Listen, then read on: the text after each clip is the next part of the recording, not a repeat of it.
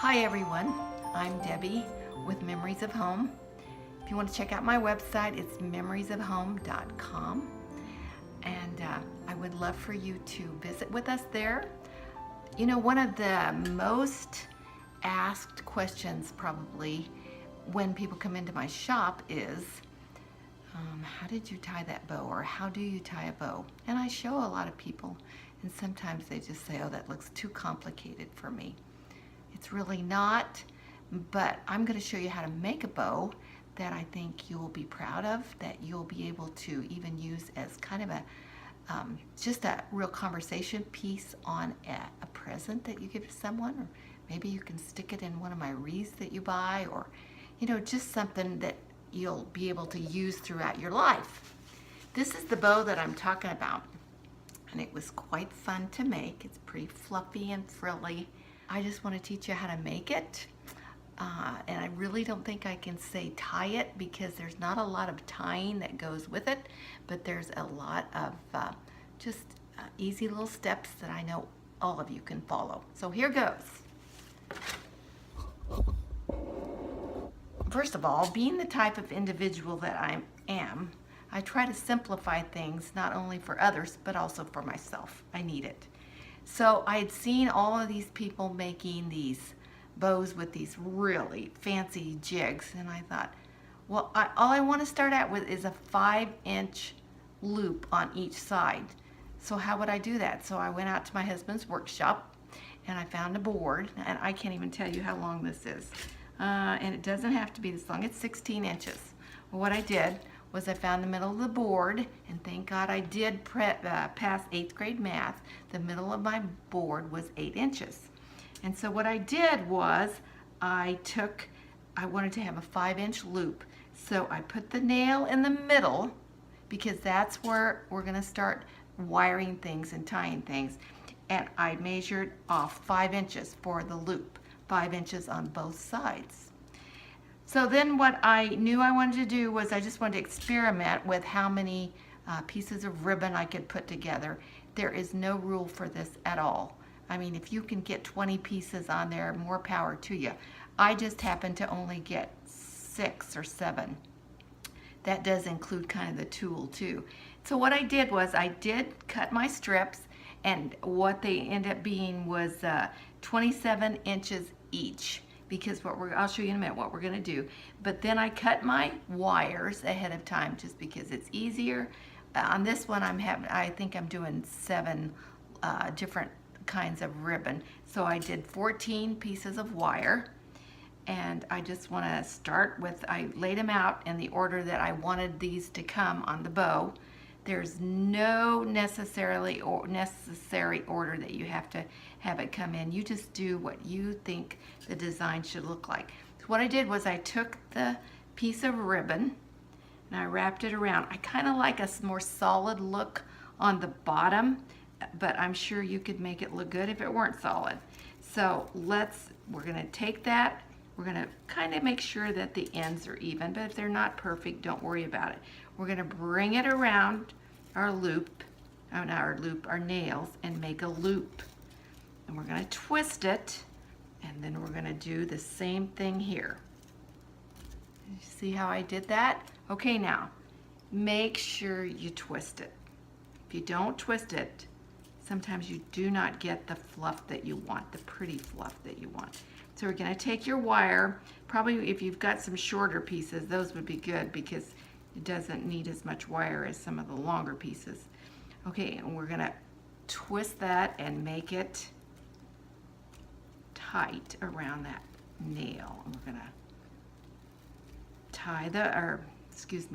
cinch the wire up. Got that going right there. Okay, did you see how I crisscrossed? I went around this way, this one came there, this end comes over here, and I laid it aside. We're going to do the exact same thing over here, the opposite side. We're going to crisscross it like this, and then what we're going to do is we're going to twist it. Twist the bottom one first, it just makes it easier, and twist the one that goes over on top. And I kind of smooth them out sometimes. You're going to re-smooth them, so it's not a big deal. Okay, and then we're going to put our next piece of wire. Now, I think as it goes along and as you learn how to do this, I know that's the way I would do this if I were doing it by myself and not doing a video of it. I would probably put both of them on at the same time and hold them with my fingers. But right now, since we're just learning, let's tie each one of them with a wire.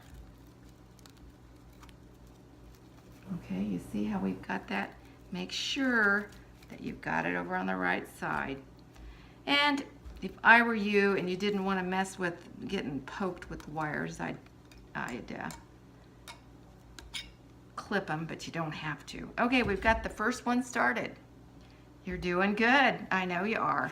Okay, then it doesn't matter where you bring the tool, where you bring it in at. The tool is basically just going to give you kind of an airy look to your bow. Do you have to use tool? Absolutely not. It's another way to add a layer and keep the cost down. Okay, which reminds me, I went to buy ribbon from a local hobby store, shall I say.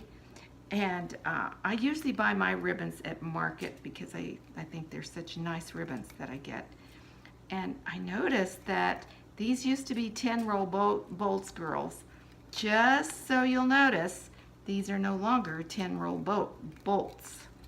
They are now 5-roll bolts, but they're the same price, but it sure makes you think you're getting the same thing, which you are not. Okay, do you see how I did? I brought that one around this way. It does not matter if you alternate ends. Just do it just get it on there is all you're worried about. And so we're gonna, we did that way. Now we're gonna bring this one around and come out that way. Get your wire. Sometimes you have to lift those ribbon pieces up just a tad to get it, and then let's tighten it. Okay, I probably cut enough wire on this one to do another one, so I'm going to go ahead and clip it because I like to save money any way I can. Got that one on there. Well, let's go this way. And notice I'm not worrying about getting it flat because with tulle, you're going to fluff it at the end and it's not going to matter. So, and that's what this, in case you didn't know, I'm sure probably most of you know, but this is called tulle. And it's a lot of people think of it as what shall I say, a ribbon for weddings, but I think they can be used any time of the year. I think they're especially pretty at Christmas. I can see them at Thanksgiving when you're wanting to just make something look a little bit lighter and airier. That's why I use the tulle. Okay, now you notice I did 2 different ribbons going this way. Okay, now we're ready for the next ribbon. I did this one, and I'm going to bring it around, just like I've done on the others. And I kind of try to keep them even, but if you don't keep them even, it's fine. Unless they're too far off. Then we're going to go like this. Make sure we twist it so you get that nice fluff at the end. You're not going to notice it now, but trust me, you will at the end. Okay, let's bring this and lift it. Sometimes, like I said, you just have to lift the ribbons a little bit to get the wire under it, but just make sure you don't lift it off, because then your work's all done. I mean, not done, all your work is gone that you've worked so hard at. Excuse me, what did I just do here? I caught, and that is one thing about the tools. Sometimes you catch it in the wire and you don't want to. Okay, we're gonna cinch that up real well. And even if it does come off of the bolt, when you lift it a little bit, you can put it back on. It's just I don't like any more extra work than I have to have. Okay, we're gonna do that, okay? I'm gonna bring this one, the opposite one, bring it around here. Okay, we're gonna crisscross them. See what I'm doing? Like I said, try to keep them even, but don't worry if they're not. We're going to even it out at the end. Twist, twist, tie.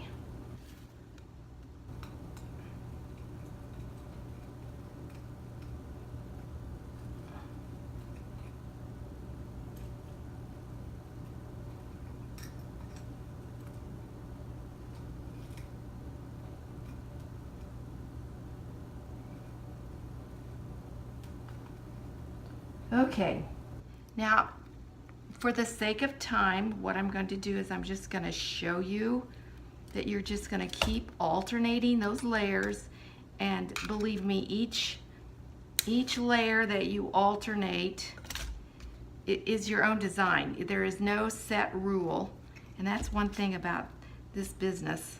There's no set rules. Well, I shouldn't say that. I never say never. But what I did then was I'm going to keep layering them. I'm going to do this layer, bring it around, and this layer. This particular ribbon I do want to warn you about. This I got from a floral company, and it's one that I love, but when I've gone to purchase it in a hobby store, they do not have a nice wire in the ribbon, and it droops, whereas this one has a beautiful drape. I just love this ribbon. But anyway, you can keep doing this, alternating, just like I've shown you. And then these are the rest of the ribbons that I had. Now, what I'm going to do is, just for the sake of time, I'm going to take those off, and we're going to pretend like it's ready to go, just like this one, okay? Just like this one. However, you recognize there's not all those colors in there. I mean, not all those colors, not all those ribbons. So what we're going to do then is we're going to pull this up. Now, for the sake of just making sure we get it right this time, I'm going to do all of these ribbons together, which you'll have a lot more. And then we're going to tie them together. Okay? Then you're gonna, and I'm just doing this loosely because of course this is not the finished product. But what I'm gonna do is I will pull this off of my jig here. And of course you'll have lots more ribbons on there. And then what I'm going to do is I'm going to take an extra piece of tulle, or it doesn't have to be tulle. It can be any kind of ribbon that you have. Maybe it's a stripe. It could even be a different color. I did that yesterday too. But then what we're going to do, just to cover up the mechanics of what we've done so that it doesn't look messy, we're going to take another piece of tulle. Where is my piece? I had it sitting out here. Let's just use this because it's an extra piece that I have, and it goes great with the colors. And what I'm going to do to cover up that the mechanics of this, I'm going to wrap it around, and it's going to become one of your tails that you'll see here in a little bit it's going to become one of your tails. I'm not going to cut it just because I'll probably take it off here in a little bit and do something different with it and use it somewhere else. But you can see how this doesn't look like much right now, but as you start fluffing, you're going to see, and of course you're going to have a lot more loops because these were just the few that I put on for time's sake. And really, even this would make a nice bow, and it would keep the expense down a little bit if that's what you're concerned about. And you can have just a sweet little bow right there. The other thing that I think would be beautiful is maybe you've got something that you want to add here, especially at Christmas time. You'll find the pretty center. At Christmas time, you might want to add just a beautiful Christmas ornament, or maybe in the autumn you might want to add an acorn. But it's just a beautiful bow, quick, easy. You don't have to worry about being an experienced florist or bow tire to get it right. And I just want to thank you for watching. I hope this helps you a lot, and I plan on doing different videos that are going to help you, and I also would love to help you here in the store. Be sure and look at our website to see when our hours are and what our days are. And remember, I'm not open all the time. I'm open for special events only. And we do shows across the country. And I'd love to see you at one of those. The schedule is on our website, www.memoriesofhome.com. And I would love to meet you. Thanks for watching.